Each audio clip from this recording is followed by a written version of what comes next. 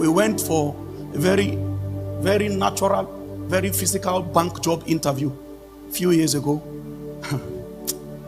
We wrote the aptitude test and passed.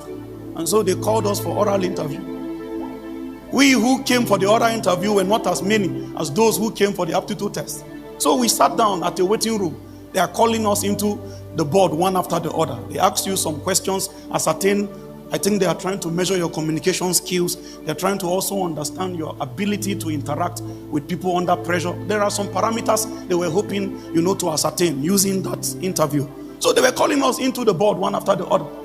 And when they called a few people, they called one brother that was sitting near me. He got up and he was trying to adjust his belt so that everything looked smart. While he was doing this, a charm fell from here.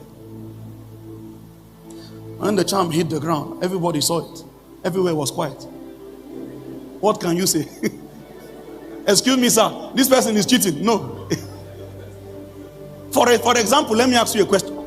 If a witch afflicts you in the night, can you report to the police? What are you going to say? That I saw her in my dream? You must be brutal, because there are places your attack will come from. Men can't help you. It means only spiritual participation can bring you help in those regions. When we saw it, we knew that we didn't come prepared for this job, because we came with sky blue shirts and striped tie, and we came with "My name is Effa." Who is asking about your name? A man came with all kinds of help from spirit. When he comes and enter that place now, even the people interviewing, they will not know why. They don't know what to ask him.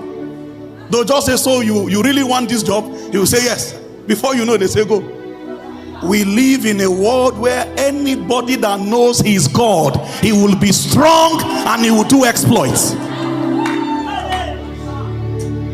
The people that do know their God, if you like, play with God, your body will tell you this isn't. See, even the people of darkness are not playing. No.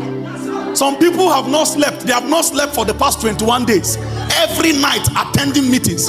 Every night sacrificing. And you think you will just get up from slumber and say, "I know who I am." Every kingdom have consecrations. Every kingdom have consecrations. Sacrifice is a potent voice in the spirit. Israel took dialogue with God, consulted with God, and received God's direction. Go, you will prosper. Go, you will prevail. They went into war.